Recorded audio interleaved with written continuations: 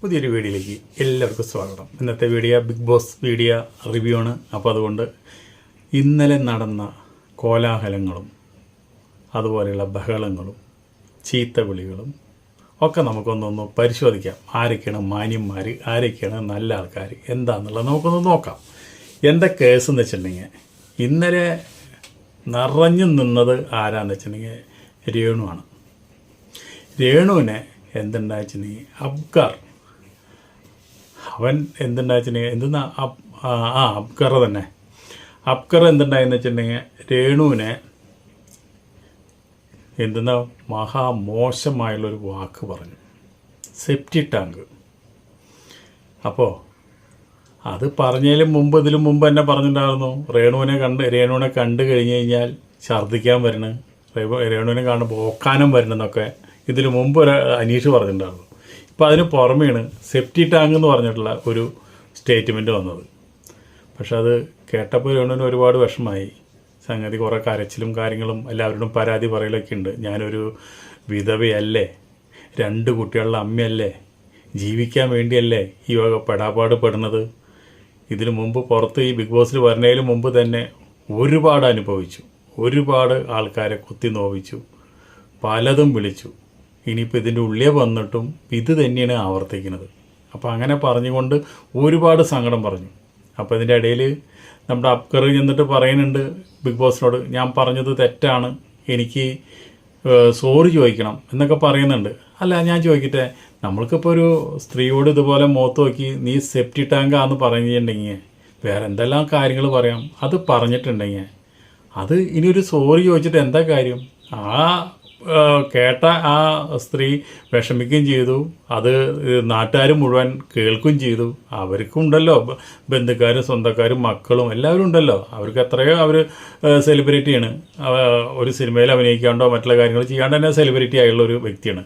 അപ്പോൾ അങ്ങനെയുള്ള ഒരാളെ എല്ലാവരും കേൾക്കലേ ഇതുപോലെ പറയുമ്പോൾ അത് ബിഗ് ബോസ് പോലുള്ള ഷോയിൽ എത്ര കോടി ജനങ്ങൾ കാണുന്നതാണ്. 3 കോടി ജനങ്ങൾ കേരളത്തിൽ ഉണ്ടെന്ന് പറയുന്നുണ്ട്. എന്തായാലും 1 കോടി ജനങ്ങളിൽ ഇത് കാണുന്നുണ്ടല്ലോ. അത് കണ്ടവരൊക്കെ എന്ത് വിചാരിക്കുക? നമുക്കിപ്പോൾ ഒരു സ്ത്രീനെ കുറിച്ച് ഇങ്ങനെ അനാവശ്യങ്ങൾ പറയുമ്പോൾ വേറെ എന്തെല്ലാം ഭാഷകൾ ഉപയോഗിക്കാം. ഇന്നലെ അത് അവൻ പറഞ്ഞത് ശരിയായിട്ടുള്ള ഒരു നടപടിയല്ല. എന്താ വെച്ചിട്ടുണ്ടെങ്കിൽ ഇതിനു മുമ്പും ബിഗ് ബോസ് ഷോയിൽ പലരും പലതും പറഞ്ഞിട്ടുണ്ട്.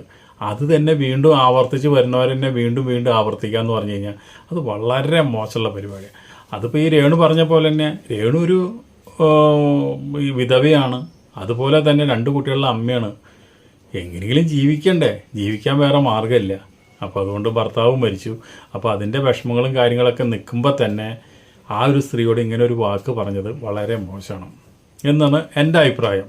എൻ്റെ വ്യക്തിപരമായ അഭിപ്രായമാണ്. ഇതിന് വേറെ മാനം കൊടുക്കുന്നവരുണ്ടായിരിക്കാം, രേണുവിന് പറഞ്ഞത് അത് ശരിയാണെന്ന് പറഞ്ഞവരുണ്ടായിരിക്കാം, രേണുവിന് അത് കിട്ടണം എന്ന് പറഞ്ഞവരുണ്ടായിരിക്കാം. അതൊക്കെ അമ്മ തല്ലിയാലും 2 അഭിപ്രായം ഉണ്ടല്ലോ. അതിലിപ്പോൾ നമുക്ക് യാതൊരു ഒന്നും പറയാനില്ല. നമ്മുടെ അഭിപ്രായം നമ്മൾ പറഞ്ഞു എന്ന് മാത്രം. അതിനേക്കാളും അടുത്തൊരു കോമ്പസിഷൻ നടന്നത് എന്താണെന്ന് വെച്ചിട്ടുണ്ടെങ്കിൽ അപ്പാനി ശരത്ത് എന്തുണ്ടാന്ന് വെച്ചിട്ടുണ്ടെങ്കിൽ അനുമോളെക്കുറിച്ച് ആരിനോടാണ് ഇത് പറയണത്? അതെ, അവളെ ഞാൻ പഠിപ്പിക്കും, അവൾ കുറിച്ചുള്ള പുറത്തുള്ള കാര്യങ്ങൾ ഞാനിവിടെ പറഞ്ഞാൽ അവൾ ബിഗ് ബോസിൽ നിന്ന് ഏറ്റവും ഓടിപ്പോകുന്ന പറഞ്ഞ അവൾ ഒരു നായികയായിട്ട് ഒരു പടത്തിൽ അഭിനയിച്ചിട്ടുണ്ട്, അവാർഡ് കിട്ടിയിട്ടുണ്ട്. അതുപോലെ തന്നെ ഫ്ലവേഴ്സിലൊരു ചാനലൊരു പ്രോഗ്രാം ചെയ്യുന്നുണ്ട്. ഇങ്ങനെയൊക്കെ ചെയ്തുകൊണ്ടിരിക്കുമ്പോൾ അവൾ പുറത്തൊരാളെ വെച്ചുകൊണ്ടിരിക്കുക എന്നാണ് പറഞ്ഞത്. അതാരാണെന്ന് പറഞ്ഞില്ല, അതിൻ്റെ സത്യാവസ്ഥ എന്താണെന്ന് പറഞ്ഞില്ല, വെറുതെ ഇങ്ങനെയാണ് പറഞ്ഞു. നമ്മളൊരു കാര്യം പറയുമ്പോൾ അതിൻ്റെ സത്യാവസ്ഥ പറയണം, അല്ലെങ്കിൽ അത് തെളിയിക്കണം. ഇത് രണ്ടും പറ്റാണ്ട് വെറുതെ പ്രേക്ഷകരെ മുമ്പിൽ വെറുതെ വിഡ്ഢിവേഷം കെട്ടിക്കരുത്. പ്രേക്ഷകർ കാണുന്നുണ്ടെന്ന് വെച്ചിട്ടുണ്ടെങ്കിൽ ആ പ്രേക്ഷകർ ഇങ്ങനെയുള്ള ഒരു ഓരോന്നങ്ങോട്ട് വെടി പോലെ പറയണ പോലെ അങ്ങോട്ട് പറഞ്ഞിട്ട് കഴിഞ്ഞ് കഴിഞ്ഞാൽ പിന്നെ അതങ്ങോട്ട് കത്തിപ്പടർന്നല്ലോ എന്ന് വിചാരിച്ചിട്ടാണ്.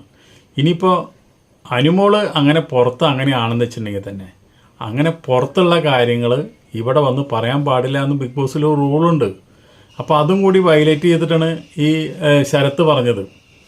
പിന്നെ ഒരു സ്ത്രീനെ കുറിച്ച് നമ്മളിങ്ങനെ ഒരു പബ്ലിക്കായിട്ടുള്ള ഷോയിൽ അവരും ജീവിക്കാൻ വേണ്ടി വന്ന് ഒരു ചാൻ വയറിന് വേണ്ടി 10 രൂപ കിട്ടാൻ വേണ്ടി ജീവിക്കാൻ വേണ്ടി വരുന്നവരാണ് അവരെങ്ങനെ സ്ത്രീകളെങ്ങനെ അടച്ചാക്ഷേപിക്കുക എന്ന് പറഞ്ഞു കഴിഞ്ഞാൽ വേറെ എന്തൊക്കെ കണ്ടൻറ് ഉണ്ടാക്കാൻ നിങ്ങൾക്ക്?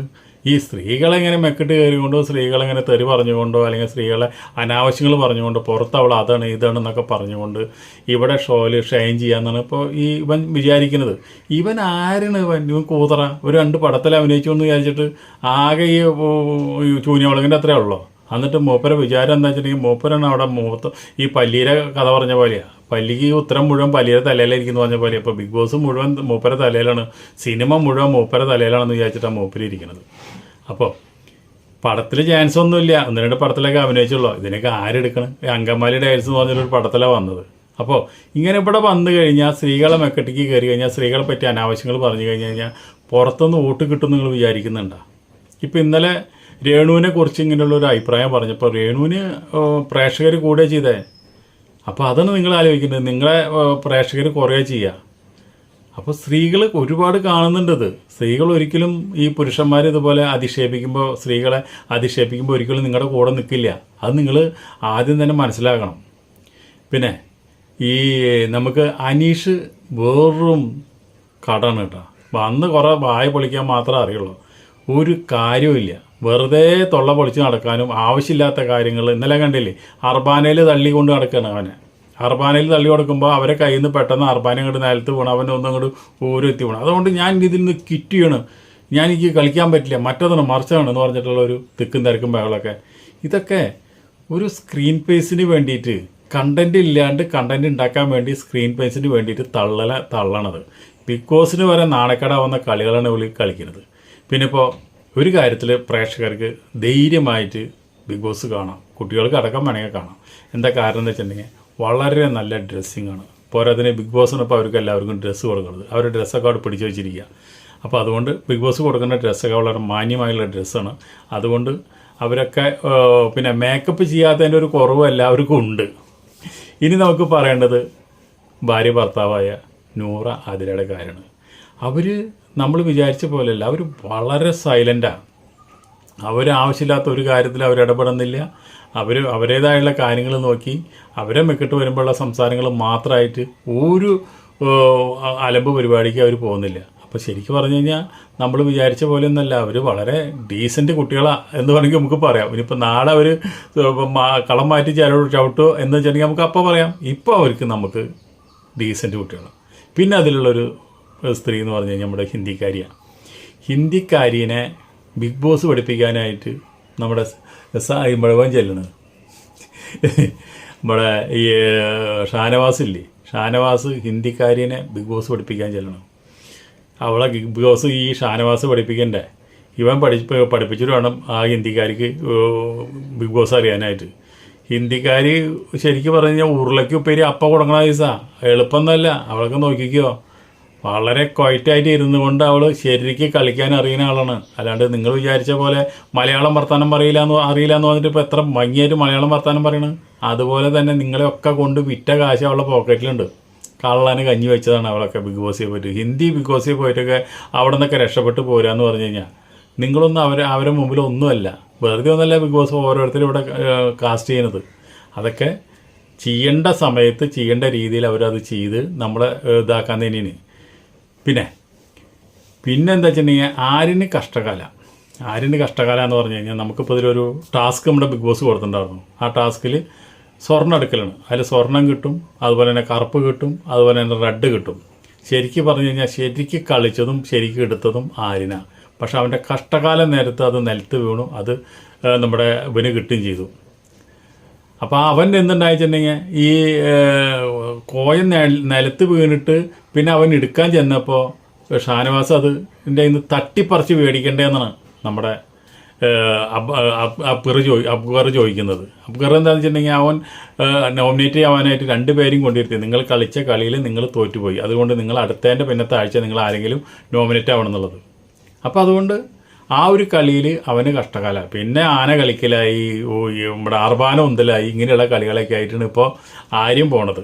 അപ്പോൾ ഒന്നിൽ പഴച്ചാൽ അതോടെ 7ൻ്റെ പണി അവർക്ക് ഓരോ മത്സരാർത്ഥികൾക്കും കിട്ടിക്കൊണ്ടിരിക്കുക. സംഗതിയൊക്കെ ഇതൊക്കെ ഇങ്ങനെയൊക്കെ തന്നെയാണ്. പക്ഷേ നമുക്ക് പറയാനുള്ളത്, പ്രേക്ഷകർക്ക് ശബ്ദം കുറച്ച് അരോചകമായിട്ട് തോന്നുന്നുണ്ട്, കേൾക്കുന്നില്ല. അതുകൊണ്ട് നിങ്ങളെല്ലാവരും മൈക്കൊന്ന് കൃത്യമായിട്ട് നിങ്ങളൊന്ന് ധരിക്കുക.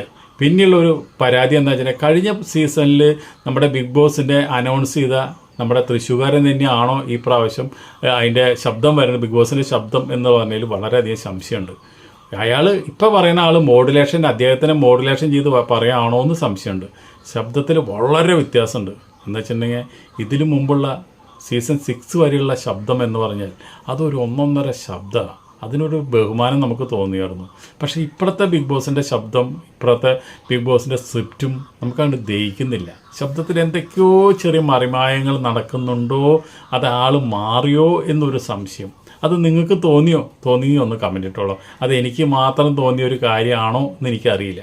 പിന്നെ അടുത്തത് പറയാനുള്ളത് അടുത്തും പറഞ്ഞ് നമുക്ക് ഇവിടെ ഈ വീഡിയോ നമുക്ക് നിർത്താം. അടുത്തത് എന്താണെന്ന് വെച്ചിട്ടുണ്ടെങ്കിൽ കഴിഞ്ഞ സീസണുകളിൽ വളരെ ഭംഗിയായിട്ട് കളിച്ചിട്ടാണ് ഓരോരുത്തർ ഈ ബിഗ് ബോസിനെ നമ്മൾ നെഞ്ചിലേറ്റത്. പക്ഷേ ഇവരിപ്പോഴും ഈ വന്നുള്ള മത്സരാർത്ഥികൾ ആരും ഇറങ്ങി കളിക്കാനോ ശരിക്ക് കണ്ടൻറ് ഉണ്ടാക്കാനോ ഇവർ തയ്യാറല്ല. ഇവരൊക്കെ എല്ലാവരും പേടിച്ചിരിക്കുക.